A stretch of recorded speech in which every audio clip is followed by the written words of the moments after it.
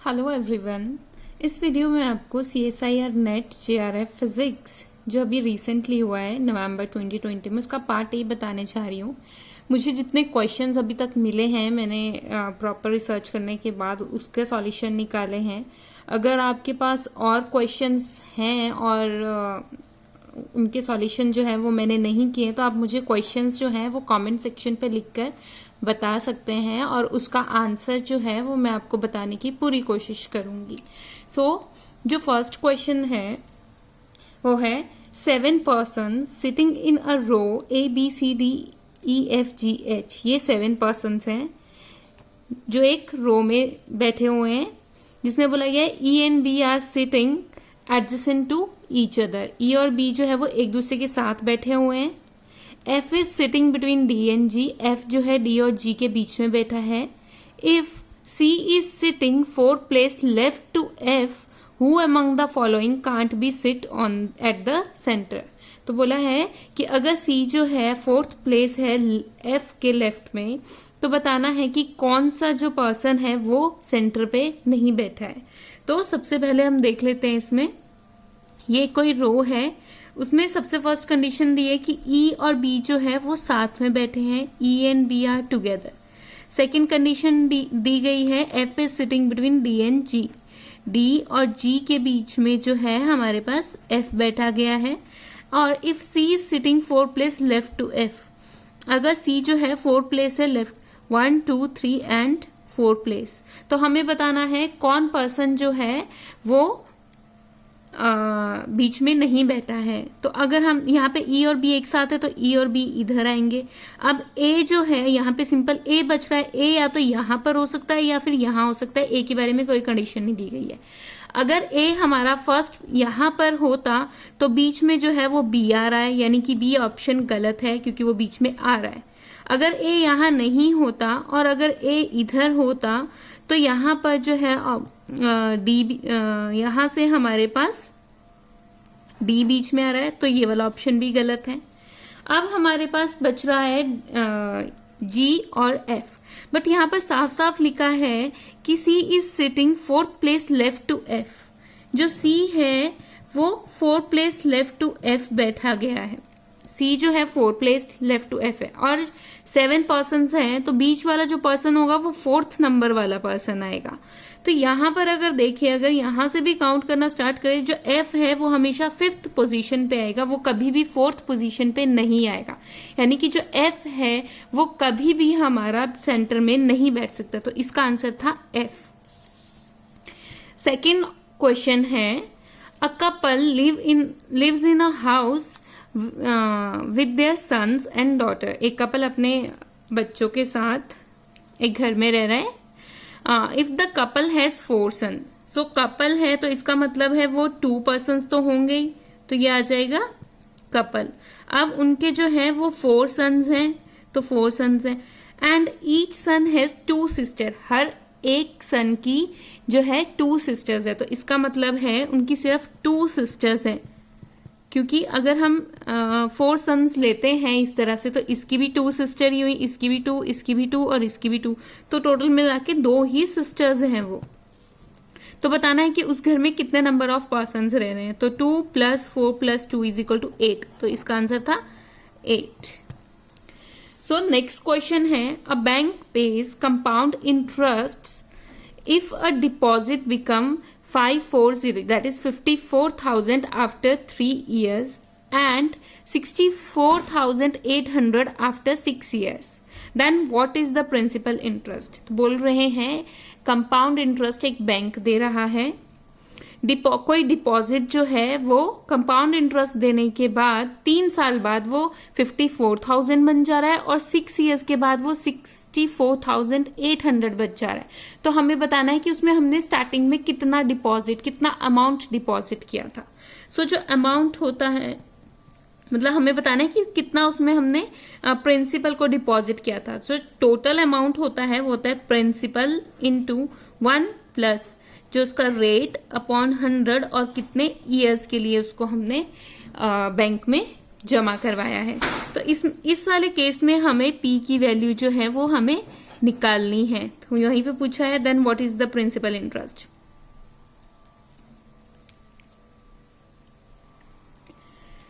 यहाँ पी की वैल्यू हमें निकालनी है और अमाउंट का फॉर्मूला अब हम निकाल देते हैं। जो फर्स्ट केस था हमारा कि जब n की वैल्यू 3 थी तो हमारे अमाउंट की जो वैल्यू थी वो 54,000 हो जाती है, और सेकंड जो आता है वो है n की वैल्यू जब हमारे पास 6 थी तो अमाउंट की जो वैल्यू होती है वो हमारे पास 64,800 हो जाती है। यहाँ से हम क्या करते हैं, वैल्यू पुट कर देते हैं, ये वाली वैल्यू इसमें और ये वाली, तो यहाँ से इक्वेशन 1 और इक्वेशन 2 आ जाएगी। तो जब ऊपर वैल्यू पुट की तो आएगी 54,000 is equal to P into 1 plus R upon 100 raise to the power 3। इसको इक्वेशन 1 दे देते हैं। फिर आ जाएगा 64,800 is equal to P into 1 plus R upon 100 raise to the power 6। इसको इक्वेशन नंबर 2 दे देते हैं। अब क्या करते हैं, यहाँ पर 1 डिवाइडेड बाय 1 से 2 को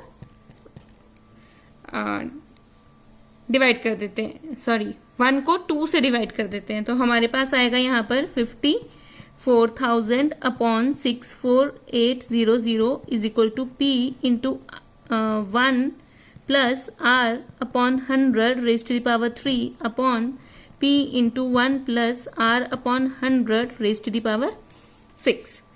इसको कट करने के बाद यहाँ से हमारे पास आएगा 540 अपॉन 648 इज इक्वल टू, ये सारा ये पी से पी कैंसिल हो जाएगा, ये 3 पावर थी, ये 6 पावर थी, 3 पावर से 6 पावर कट के 3 बच जाएंगी, तो आएगा अपॉन में 1 plus R upon 100 raise to the power 3 यहाँ पर हमारे पास आ जाएगा।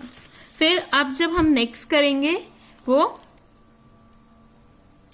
इनको क्रॉस मल्टीप्लाई कर देते हैं, तो यहाँ से 1 plus R upon 100 raise to the power 3 is equal to 648 upon 540 आ जाएगा। यहाँ पर 1 प्लस आर अपॉन 100 की होल पावर 3 की वैल्यू आ रही है, तो इसको हम इस इक्वेशन में पुट कर सकते हैं। हम इस पूरी टर्म को इधर डाल देते हैं। इसको इक्वेशन नंबर 3 दे देते हैं, पुट 3 in 1। तो 3 को 1 में पुट करने के बाद हमारे पास आएगा 54,000 is equal to P into 648 upon 540। यहाँ से जो P की वैल्यू आएगी वो आएगी 54,000 मल्टीप्लाई बाय 540 अपॉन 648।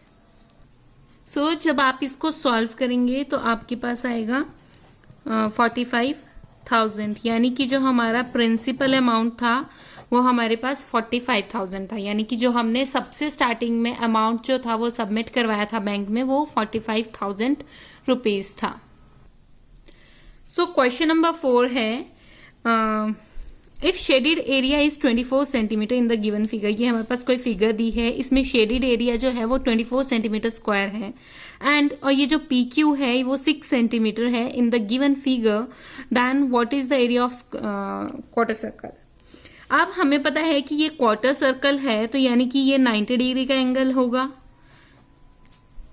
ठीक है। और यहाँ पर हमारे पास PQ की वैल्यू जो है वो 6 दे दी गई है। अब हमें इसका एरिया भी दिया गया है, ये जो PQS है इसका एरिया दिया गया है और ये एक ट्राइंगल है।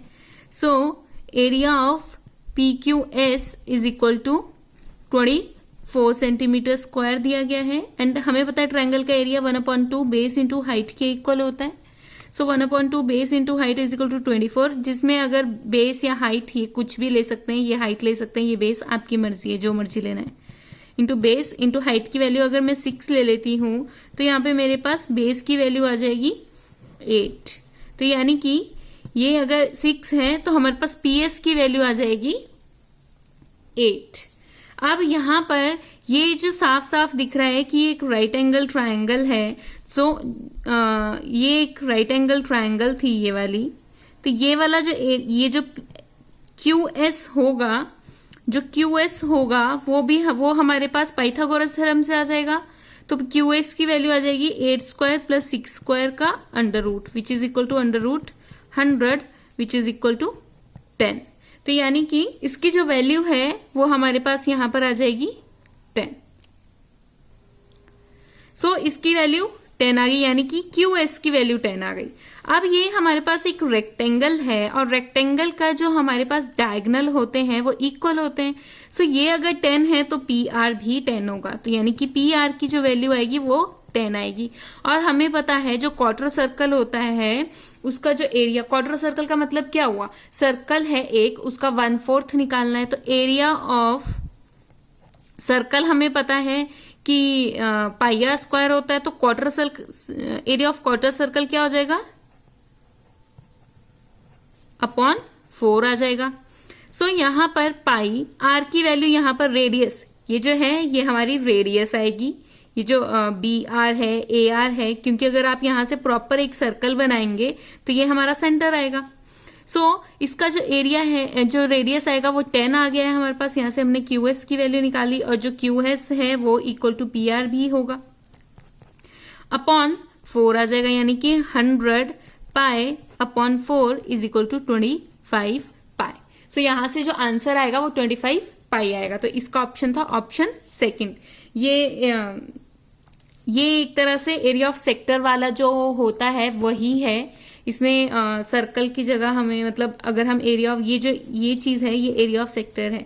इधर हमारे पास theta upon area of sector होता है, theta upon 360 into pi are square. Theta की वैल्यू इधर 90 डिग्री थी, अपॉन 360 करेंगे तो ये इस तरह से सॉल्व हो जाएगा। और क्वार्टर सर्कल का मतलब ही पता है हमें, 1/4 ऑफ द सर्कल।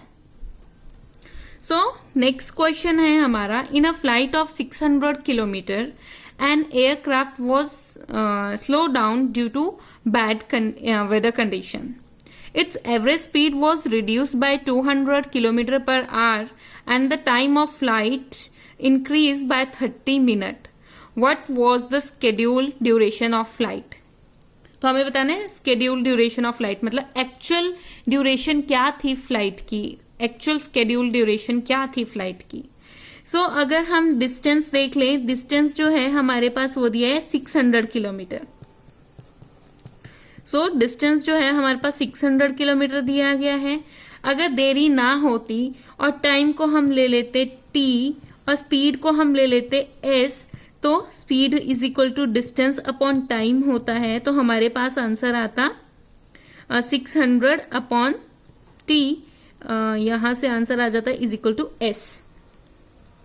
तो यहाँ से हमारे पास स्पीड की वैल्यू आ जाती, बट यहाँ पर हमारे पास जो है वो इंक्रीज डिक्रीमेंट हुआ है, तो हमें टाइम बताना है। तो यानी कि यहाँ से हम t की वैल्यू निकाल देते हैं, वो आएगी 600 upon s, s is the speed. अब यहाँ पर एक सबसे इंपॉर्टेंट चीज है कि टाइम जो है वो मिनट्स में आएगा या टाइम आवर्स में आएगा, क्योंकि यहाँ पे ऊपर लिखा है 30 मिनट का जो है उसको वो 30 मिनट जो था उसकी टाइम में इंक्रीमेंट हुआ है। तो यहाँ पर इस वाले केस में ही देख लेते हैं कि टाइम आवर में आ रहा है या मिनट में आ रहा है। तो ऊपर वाली जो थी वो किलोमीटर में थी, नीचे वाली जो यूनिट्स थी वो किलोमीटर पर आवर में थी।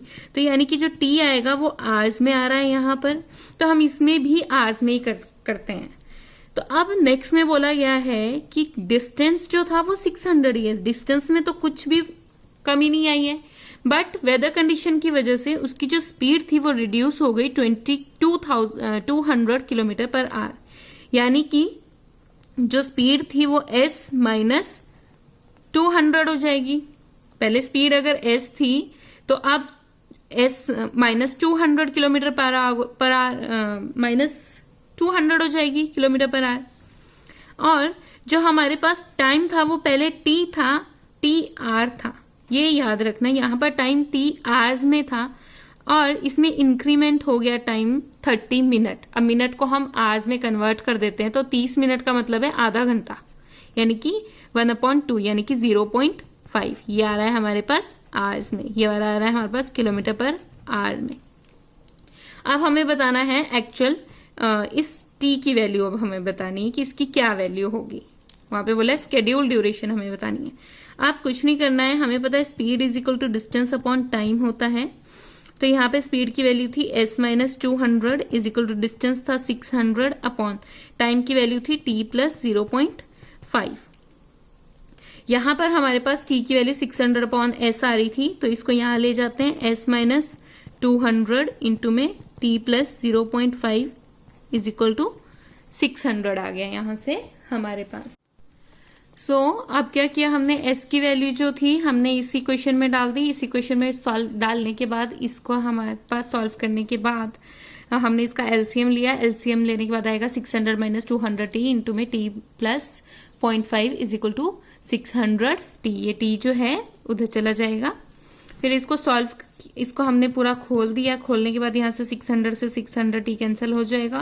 तो यहाँ से ये इक्वेशन बनेगी। इस इक्वेशन के हम फैक्टर्स बनाएंगे। फैक्टर बनाने के बाद जो हमारे पास टी की जो वैल्यू आएगी वो 1 आवर आएगी, यानी कि जो एक्चुअल टाइम था फ्लाइट को एक जगह से दूसरी जगह जाने में वो 1 घंटा लग रहा था, बट वेदर कंडीशन खराब होने की वजह से उसको जो है 1 घंटा 30 मिनट लग रहे थे, बट एक्चुअल शेड्यूल टाइम था उसका 1 आवर। क्वेश्चन नंबर 7 है हमारा। यहाँ पर एक कोई फिगर दी थी ABC ट्रायंगल, बोला है ट्रायंगल ABC और triangle ADC, ABC and ADC जो है वो सिमिलर ट्रायंगल है, तो हमें AD की वैल्यू बतानी है। तो जब भी ट्रायंगल सिमिलर ट्रायंगल्स होती हैं तो हमेशा याद रखना उनके जो एंगल्स होते हैं वो इक्वल होते हैं। तो सिमिलर ट्रायंगल है कौन कौन सी, triangle ABC and triangle ADC। ये जो ट्रायंगल्स हैं वो सिमिलर ट्रायंगल है। अब ये जो एंगल्स हैं वो similar triangle have equal angles. तो ये एंगल और ये एंगल तो हमें साफ दिख रहा है कि ये इक्वल होगा ही होगा। अगर ये एंगल θ1 है तो ये एंगल भी θ1 आ जाएगा।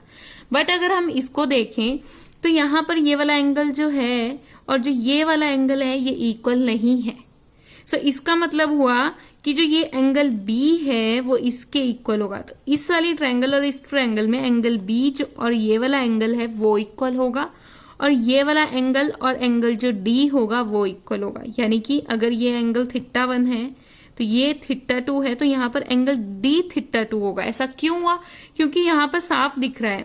अगर मैं ट्रायंगल ABC देख रही हूँ और उसमें एंगल A देख रही हूँ तो वो बड़ा है, और ट्रायंगल ADC देख रही हूँ उसमें एंगल A वाला देख रही हूँ वो छोटा है, यानी कि ये वाला और ये इक्वल नहीं है। इसका मतलब हुआ अब सिमिलर ट्रायंगल में तो एंगल्स इक्वल होते हैं, तो ये एंगल जो है वो इसके इक्वल आएगा और ये वाला एंगल जो है वो इसके इक्वल आएगा। तो ये आएगा 3 और ये थर्ड एंगल आ जाएगा।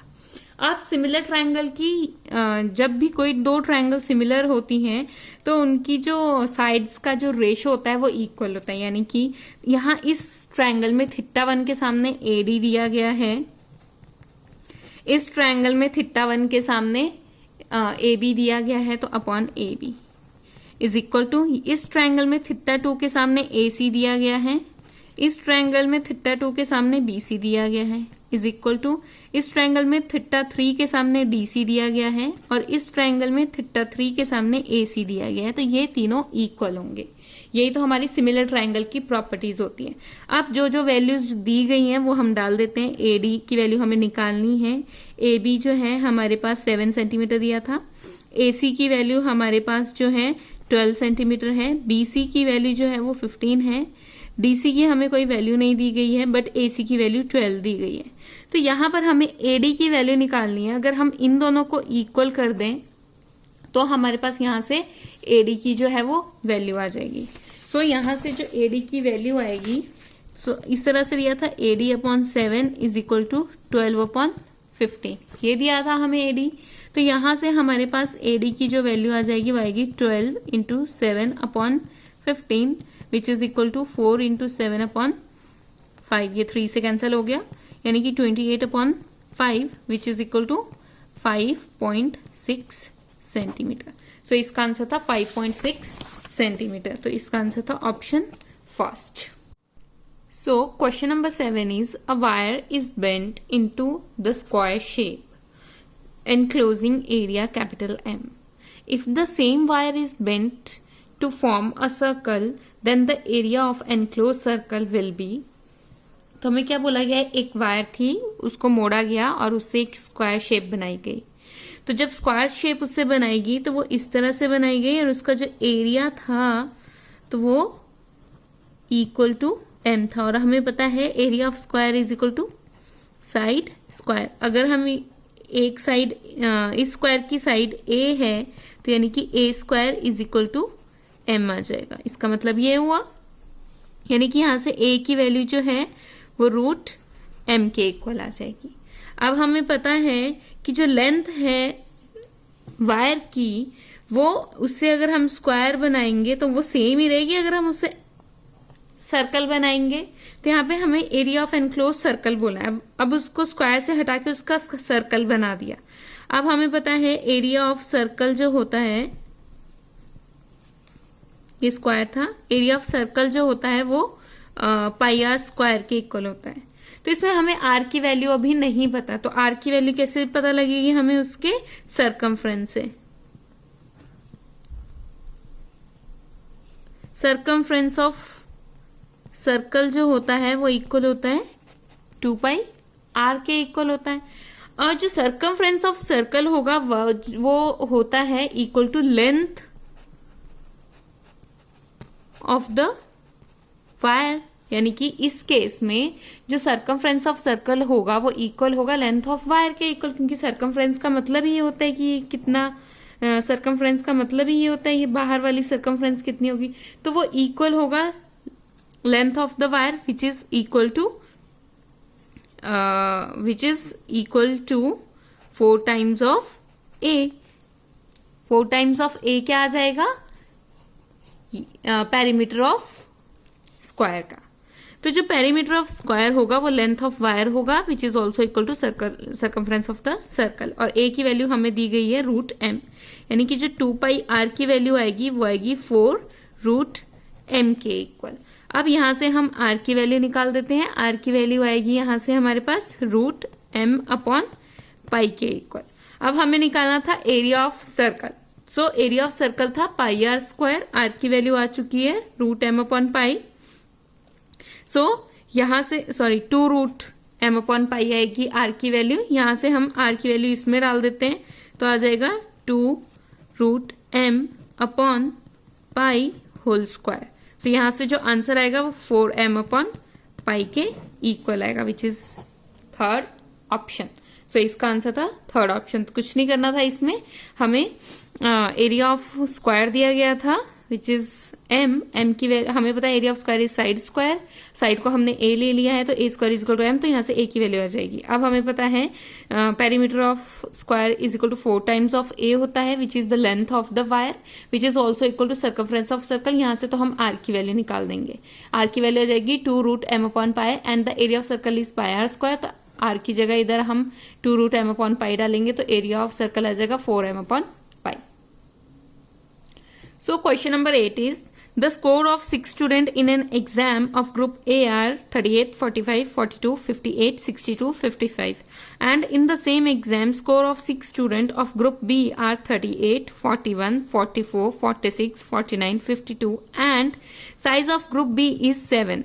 If the mean of both groups are same, what are the scores of 7th student in group B? मतलब हमारे पास 2 ग्रुप दिए हैं, ग्रुप A और ग्रुप B। इस ग्रुप ए में 6 स्टूडेंट है, ग्रुप बी में 7 स्टूडेंट है और इन दोनों का जो मीन है, जो मीन ऑफ ग्रुप ए है वो इक्वल है मीन ऑफ ग्रुप बी के। बट बी में हमें सिर्फ 6 स्टूडेंट के नंबर्स दिए गए, 7 स्टूडेंट के का नंबर नहीं पता है हमें। तो पहले हम मीन ऑफ ग्रुप ए निकाल देते हैं। मीन ऑफ ग्रुप ए वो आ जाएगा, मीन हमें पता है sum of all numbers divided by total number. 62, 55 divided by 6, total number 6 थे क्योंकि टोटल 6 स्टूडेंट्स थे। तो जब इनको हम ऐड करेंगे तो हमारे पास ऐड करने पर आएगा 300 upon 6 which is equal to 50, यानी कि मीन ऑफ ए जो है वो 50 आ जाएगा। अब जो मीन ऑफ बी आएगा वो इक्वल आएगा 38 plus 41 plus 44 plus 46 plus 49 plus 52 plus जो 7 स्टूडेंट था उसके मार्क्स हमने x ले लिए कि 7 स्टूडेंट के मार्क्स जो थे वो x थे। अब बोला था mean of a is equal to mean of b which is equal to 50। So यहाँ से इनको ऐड कर लेते हैं। 8, 9, 9 and 4 13, 13 and 6 19, 19 and 9 28, 28 and 2 30, 0 3, 6, 6 and 4 10, 10 14, 18, 22, 22 plus 5 is 27 plus x is equal to 350. सो यहाँ से हमारे पास जो x की जो वैल्यू आएगी वो आएगी 350 minus 270 which is equal to 80. तो यहाँ से जो 7 स्टूडेंट के मार्क्स आएंगे वो हमारे पास आएंगे 80. तो इसका आंसर था 80, यानी कि 7 स्टूडेंट का जो मार्क्स होंगे वो 80 आएंगे. So question number 9 is a worksman has 4 success in 6 attempts. What is the probability that he had 3 consecutive success? तो वर्क्समैन का मतलब होता है एक शूटर. एक शूटर है, उसने 6 अटेम्प्ट में 4 सक्सेस उसको मिली. तो हमें बताना है कि प्रोबेबिलिटी क्या होगी अगर 3 सक्सेस जो है वो एक साथ आएंगी. तो सबसे पहले हमें देखो, अब कोई भी एक शॉट मारेगा तो या तो उसमें उसको सक्सेस मिलेगी या उसको फेलियर मिलेगी. और उसने 6 शॉट्स मारे हैं तो 6 शॉट में अगर हमारे पास ऐसे नहीं, अगर हमें नहीं बताया होता 4 सक्सेस और 6 अटेम्प्ट्स ही बोला होता तो उसकी जो टोटल वेज आने थे वो आने थे 2⁶, यानी कि 64 वेज. बट हमें इसमें बोल दिया गया है कि 4 सक्सेस हैं एंड 2 फेलियर है. तो इसमें हमें बताना what is the probability that he had 3 consecutive success. तो सबसे पहले हमें ये बताना पड़ेगा कि इसके कितने वेज होंगे 4 सक्सेस और 2 फेलियर के. तो वो आएगा हमारे पास 6C4 which is equal to 15, यानी कि टोटल जो होंगे 15 वेज होंगे जिसमें 4 सक्सेस आएंगी और 2 फेलियर्स आएंगे. 4 जो होंगी वो सक्सेस आएंगे, 2 जो है वो हमारे फेलियर आएंगे. कितने वेज होंगे? 15 वेज. कैसे पता लगा ये चीज़? जैसे मैंने आपको बताया अभी कि अगर आपने 6 बार शूट किया तो आपके पास या तो सक्सेस आएगा या फेलियर आएगा, या सक्सेस आएगा या फेलियर आएगा. कैसे? यही पॉसिबिलिटी है. तो टोटल नंबर ऑफ वेज जो होंगे वो 2⁶, दैट इज 64 होंगे. अब हमें देखना है कि अगर उसने बोला होता कि 6 के 6 फेलियर हैं तो हमारे पास कितने पॉसिबिलिटीज आती? हमारे पास एक पॉसिबिलिटी आती जिसमें सब के सब जो है वो फेल होते. वो कैसे आया? 6C और 1 फेलियर आया. अगर 0 फेलियर होते तो 6C 0 करते. अगर हमारे पास 2 फेलियर होते तो 62 करते. अगर हमारे, अब यहाँ पर ये चीज़ 2 फेलियर हैं और यहाँ पर 62 किया, 6C2 किया, तो इसका आंसर 15 आ रहा है. ये तो मैं फेलियर के अकॉर्डिंग ले रही हूँ, बट हमें सक्सेस के अकॉर्डिंग बोला गया है तो हम इस तरह से कर सकते हैं कि 0 सक्सेस. तो 0 सक्सेस का मतलब है कि एक बार आएगा, कि एक बार भी सक्सेस नहीं मिली उसे, तो वो ये वाला ऑप्शन आएगा. फिर 1 सक्सेस मिली है तो वो 6 टाइम आएंगे. 2 सक्सेस मिली है तो वो हमारे पास 15 टाइम आएंगे. एंड 4 सक्सेस मिली है तो भी वो 15 टाइम ही आएगा. तो यानी कि ये वाला जो है 15 टाइम जो आएगा हमारा आएगा. तो टोटल वेज तो हो गए 15. अब हमारे पास यहाँ पर हमें पता लग गया कि ऐसे कितने वेज होंगे जिसमें 4 सक्सेस और 2 फेलियर्स होंगे, वो 15 वेज होंगे. बट हमें ऐसे वेज बताने हैं जिसमें 3 कंसेक्यूटिव सक्सेस आए और बाकी के 3 मैटर नहीं करते. वो कैसे भी हो सकते हैं बट 3 कंसेक्यूटिव सक्सेस होनी चाहिए. तो इसके हमारे पास 9 वेज होंगे. और वो कौन कौन से वेज हैं? 1 2 3 4 5 6. मैं आपको करके बता देती हूँ.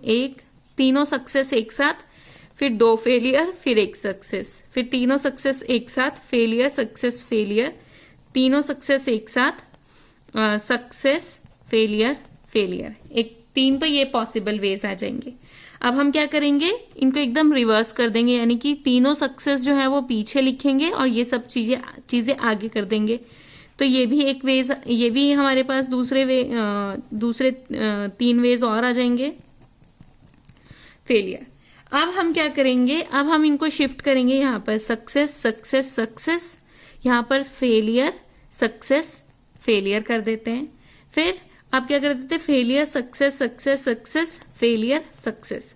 अब एक और जगह करते हैं, यहाँ पर सक्सेस रख लेते हैं, इधर 3 सक्सेस रख लेते हैं, इधर फेलियर और इधर भी फेलियर कर देते हैं. तो ये जो थे ये हमारे 9 वेज थे. टोटल वेज 15 थे. तो 9/15 जो था इसका जो है आंसर आएगा, यानी कि 3/5 इसका आंसर आना था। सो इस वाले ऑप्शन का जो इस वाला ये वाला क्वेश्चन था, इसका आंसर था 9/15।